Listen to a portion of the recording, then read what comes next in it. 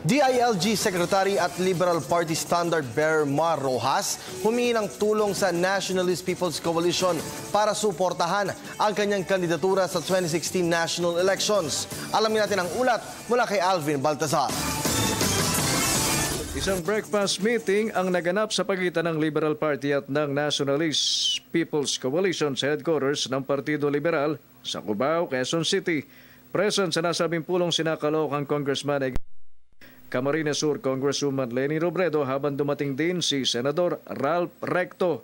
12 taga-Nationalist People's Coalition ang dumalo sa maagang meeting at dito kinumpirma ng mga taga-NPC na hinihingi na nga ng pambato ng liberal na si DILG Secretary Mar Rojas sa pagka-presidente ang kanilang suporta. Well, actually,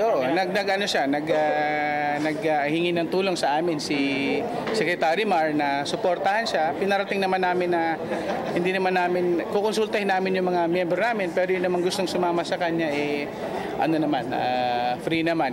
We're just reaching out to the membership so that yun namang mga matatagal ng kasama ni Secmar ay mabigyan ng idea kung ano yung balak niya. Aminado naman ng NPC na bukas sila sa pakikipag-usap sa iba pang mga tatakbo sa 2016. Paliwanag ng partido, ang ginawa ng pakikipag-usap kay Rojas ay isang pagkakataon para mapakinggan kung anong plano ng kalihim. Nagkwentuhan kami and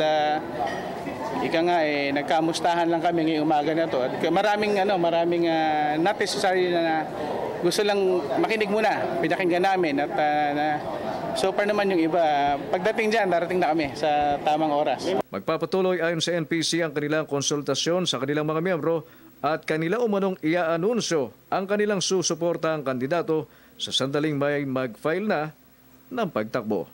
Para sa Telebisyon ng Bayan, Alvin Baltazar.